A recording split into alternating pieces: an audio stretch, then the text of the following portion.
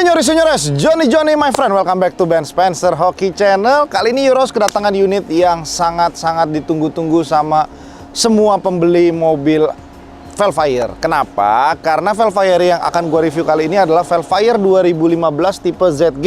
Oke, sebelum kita nge-review mobil ini, kita belajar dulu sedikit spek yang masuk ke Indonesia secara resmi dan secara CBU. Resmi itu dalam artian ATPM alias agen tunggal pemegang merek atau Toyota Astra Motor yang masukin ke Indonesia. Nah, Toyota Astra Motor sendiri itu memasuki ke Indonesia Velfire tipe G, di mana yang tipe G itu sering terlihat agak sedikit boxy alias seperti roti tawar ya depannya ya. Jadi penampilan depannya itu banyak yang kurang suka, tetapi bagi pencinta ATPM dan juga dia punya interior hitam, kebanyakan orang beli yang hitam. Tapi kita tahu orang Indonesia itu suka yang namanya warna terang di dalam mobil, karena begitu lu naik mobil ini, biasanya yang pilot seat itu terlihat sekali kalau lu, wih, naik Alphard nih, kalau lagi story-story gitu loh. Makanya biasanya yang beige itu lebih laku ketika suaminya atau mungkin pacarnya atau mungkin gadunnya membeliin ceweknya itu mobil Alphard karena dalamnya warna beige. Oke, ini adalah Velfire tipe ZG. Apa sih kira-kira bedanya ZG dengan G?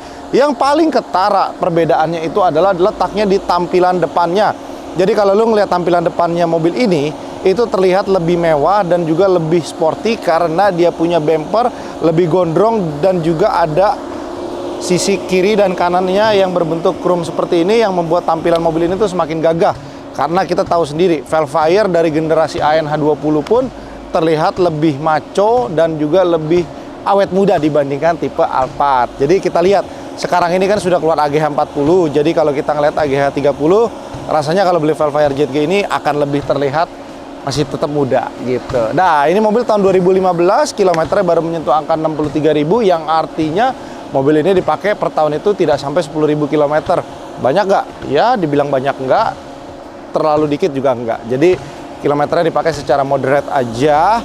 Lalu kita lihat dari bagian pelek, ZG dan tipe G itu semuanya sama. Hanya saja berbeda ketika lo beli tipe Z, itu velgnya tidak berwarna polis tetapi berwarna silver dan ringnya juga lebih kecil, 17. Nah, ini dia peleknya sama antara Alphard G, Alphard SC, Velfire ZG dan juga Velfire tipe G. Jadi semuanya masih totally sama. Nah, lalu untuk dari tengahnya di bagian atas ini kita lihat, ini list chrome-nya kurang lebih sama. Lampu belakang juga kurang lebih sama. Hanya saja yang membedakan ketika lo beli yang tipe CBU, even lo beli tipe Z ataupun Alphard tipe S sekalipun, dia sudah dilengkapi dengan yang namanya side skirt tambahan di sebelah sini. Nah, ini kita lihat side skirt-nya. Jadi dia udah ada side skirt lagi yang membuat dia tampilannya senada dengan bumper belakang dan bumper depan. Dia jadi modelnya sama semuanya begitu.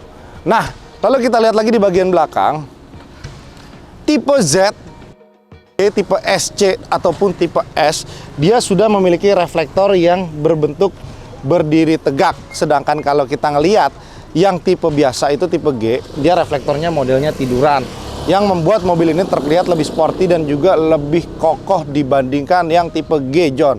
Oke. Lalu dari segi perbedaan mesinnya sendiri, dari 2400 di ANH30, AGH30 itu memiliki improvisasi mesin naik 100 cc dibandingkan yang model lama. Lalu untuk transmisinya juga masih tetap menggunakan CVT. Lalu yang kita tahu, kalau lu naik mobil Alphard ataupun Velfire, mereka mempunyai keunggulan itu kabin yang super amat luas sampai ke baris ketiganya. Jadi kalau lu lihat baris ketiganya, John, ini bisa dimundurin sampai sini, jadi senderan bangkunya pun masih bisa nempel sampai belakang, sehingga kaki di bagian belakang tuh masih tetap nyaman. Walaupun ketika lo duduk di tengah, di baris ketiga itu sedikit agak nggak enak karena dia terletak di bagian sambungan jok gitu. Gimana teman-teman? Menurut kalian cocok gak sih kalau mobil ini disandingkan sebagai kendaraan standar mapan keluarga Indonesia? Jadi kalau misalkan Fortuner menjadi standar mapan orang Indonesia, ini standar mapan keluarga Indonesia. Jadi rata-rata biasanya kalau anak-anak yang sekolahnya di international school, pasti ya jemputnya biasanya kalau nggak Alphard, Velfire, minimal Innova. Tapi ya kita lihatlah. Mudah-mudahan kita punya anak nggak mempunyai tolak ukur dari mobil ya, karena itu cukup berbahaya ketika lo punya tolak ukur dari mobil. Padahal sebenarnya notabene ketika lo naik mobil yang lebih murah sekalipun, belum tentu lo akan lebih apa namanya? Bukan, lebih kaya, lebih miskin, ya kan? Jadi istilahnya mobil itu tidak bisa menjadi tolak ukur kalian, tetapi kita tidak bisa memungkiri bahwa di kota-kota besar itu orang akan melihat seseorang itu tolak ukurnya itu dari kendaraan mereka. Makanya orang berlomba-lomba membeli walaupun kadang-kadang tidak mampu, dan kadang ketika lo itu kerja di bidang mungkin ngurusin tender, ngurusin project, atau ngurusin ketemu-ketemu klien, mereka akan memprioritaskan kebutuhan utama mereka tuh di kendaraan dan juga barang yang nempel di badan dia sehari-hari. Nah, biasanya begitu. Untuk apa, Om? Biar misalkan dia punya proyek yang besar, dia punya penampilan yang bagus, orang akan yakin. Padahal sebenarnya kuncinya itu adalah di kerjaannya harus bagus apa enggak gitu. Oke, lalu di bagian tengah sini kita lihat, John. Ini yang biasanya orang-orang selalu cari itu adalah bangku pilot seat. Di mana bangku pilot seat ini sangat nyaman sekali untuk bepergian jauh. Sebenarnya gini, kadang-kadang di Jakarta atau mungkin di kota-kota besar sekalipun, lu pergi dekat aja terasanya jauh. Karena apa? Nah, namanya juga Jakarta ya. Jakarta itu sangat identik dengan kata-kata macet. Jadi biasanya kita misalkan pergi dalam keadaan lancar itu setengah jam, kita butuh waktu 1 jam 15 menit, 1 jam 30 menit. Sedangkan ketika lo kerja di Jakarta itu kan kerjaan lo apa namanya, mobilitasnya tinggi. Iya, begitu lo punya waktu 1 jam, lo pengen ngasok bentar otak lo. Nah, lo bisa rest well di sini. Sayangnya ketika lo memakai Velfire yang tipe generasi terbaru, generasi ketiga ini, dia tidak ada yang namanya footrest lagi di sini. Makanya orang masih banyak yang bertahan di ANH20 karena ANH20 memiliki footrest di sini. Gue juga nggak ngerti kenapa mereka menghilangkan footrest itu, tetapi kita tahu, misalkan lo naik sendiri dengan supir, lo cukup majuin ini sampai paling depan. Oke, sorry ya, bentar, ininya gue cabut. Lalu ininya kita turunin, Om. Jadi footrestnya itu ada dari bangku paling depan di bagian samping penumpang. Nah, jadi bangkunya itu lo bisa nyambungin antara baris kedua dan baris ketiga tuh. Jadi dia bisa diturunin sampai sini. Nah, jadi lo bisa nyantai gitu kurang lebihnya ya. Jadi walaupun nggak ada footrest, bangku yang generasi ketiga ini bisa dimentokin sampai ke bawah. Jadi lu tenang aja, lu masih bisa duduk dengan nyaman. Lalu untuk drivingnya sendiri, gue suka sama Velfire yang ini karena mulai dari yang ini tuh power steeringnya udah cukup enteng. Lalu dia udah ada tirai lagi di sini di baris kedua dan ketiga yang lu bisa tutup lagi ketika lu punya kaca film masih kurang gelap. Walaupun sebenarnya kaca film mobil ini bawaannya sudah tinted, ditambah lagi biasanya di Indonesia tidak ada regulasi kaca film berapa persen, jadi lu mungkin tambahin 60% lagi sudah cukup. Tambah lagi tirai, jadi kalau misalkan lo punya istri lagi breastfeeding atau mungkin lo lagi mau ski di pop-up di mobil, lo aman, John. Tenang gitu. Tapi tetap ya, kita nggak boleh ski di pop-up di mobil ya. Untuk apa ada yang namanya hotel kan sama kos-kosan, bener gak? Oke. Dari segi joknya ini sangat cukup nyaman karena dia terbalut dengan yang namanya kulit asli, ya kan? Beda sama Hyundai Stargazer gua, kulitnya masih microfiber. Lalu dia punya bagian tengah juga sudah perforated, depan, belakang, sampai ke paling belakang. Jadi lu udah aman semuanya. Lalu dia punya konsol box tengah itu bisa dibuka dari kedua sisi, kiri dan kanan. Jadi lo aman deh. Terus lu bangku depan juga sudah ada heater dan juga sudah ada heater di setir, sehingga kalau misalkan lu kedinginan lu masih bisa diangetin sedikit, walaupun sebenarnya heater itu lebih berfungsi kalau mobil ini digunakan di kota-kota yang memiliki 4 musim.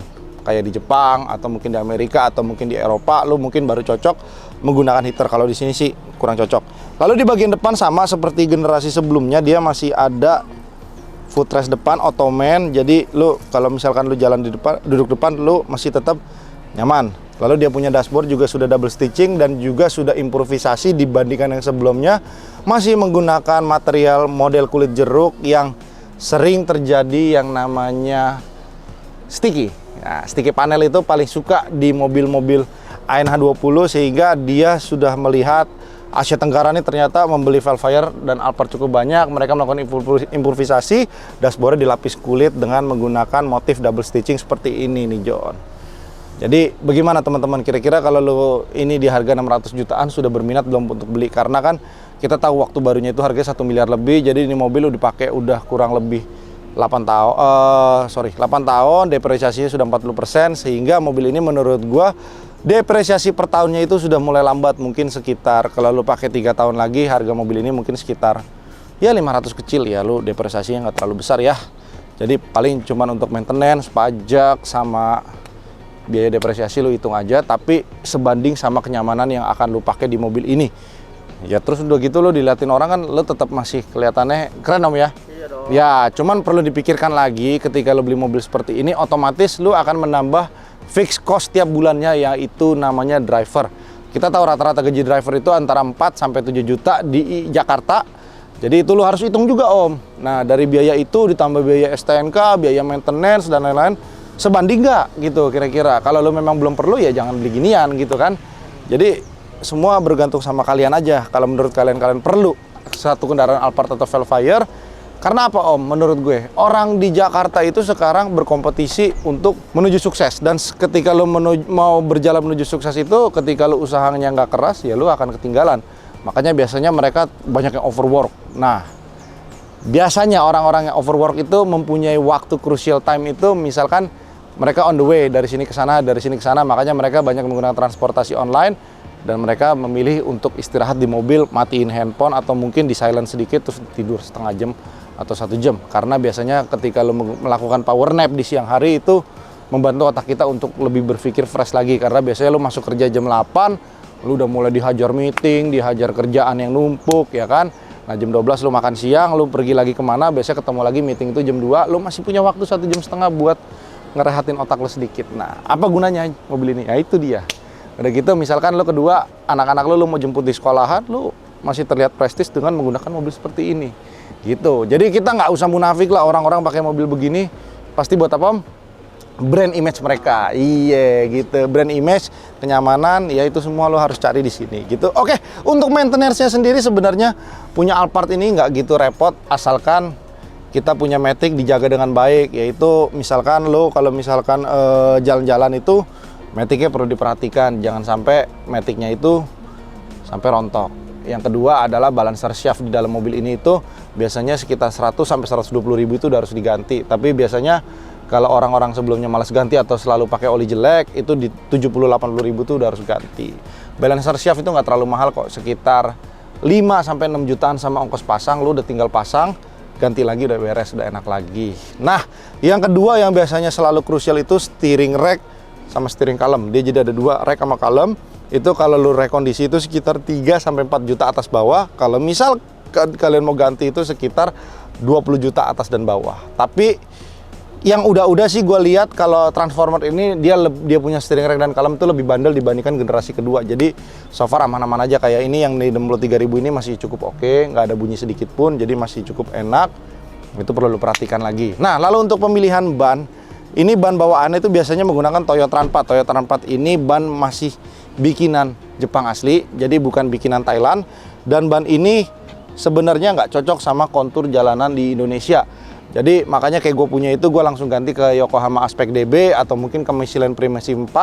Jadi tergantung kalian mau ganti apa enggak. Tapi menurut gue ketika ban bawaan mobil kalian Toyo sudah habis, lebih baik kita ganti dengan merek lain yang kira-kira cocok sama kontur di jalan Indonesia gitu. Jadi salah satu pemilihan ban itu sangat-sangat penting ketika lo menggunakan mobil yang cukup nyaman. Karena kalau salah pilih ban aja pasti akan ada yang namanya road noise, nggak enak, bannya cepat bunting. Karena kan kalau lo pakai ban yang di Indonesia itu diciptakan buat di Indonesia itu pasti kuat untuk apa namanya musim panas sepanjang tahun. Jadi misalkan bannya lo pakai yang ban biasanya buat dipakai di Jepang atau di mana, rata-rata bannya itu lebih cepat habis atau lebih cepat bunting gitu John. Oke, jadi kurang lebih seperti itu. Buat teman-teman yang berminat sama mobil ini bisa langsung menghubungi gue, Kenny, Jomek, atau Rivi, atau Andre, atau Dita. Bisa semuanya, bisa, nggak ada masalah. Mobil ini ada di Jakarta Barat. Buat teman-teman yang mau ngeliat, mau bawa montir sekalipun, atau mungkin kalian mau bawa ke bengkel resmi, silakan, kita nggak ada masalah. Karena mobil ini ada service record dan dijamin keaslian kilometer, tidak bekas banjir dan juga bekas tabrak. Jadi kalian beli worry free, hassle free, tinggal kontak aja ke kita. Johnny my friend. Terima kasih semuanya sudah menonton. Dan juga jangan lupa ketika ingin membeli mobil, tadi udah gue ceritain, hitung dulu fix cost-nya berapa, depresiasinya berapa, kira-kira worth it gak dan kepake nggak. Jangan sampai kita beli mobil ataupun beli kebutuhan yang kira-kira nggak penting hanya karena kemauan sesaat. Oke, terima kasih semuanya teman-teman. Bye-bye.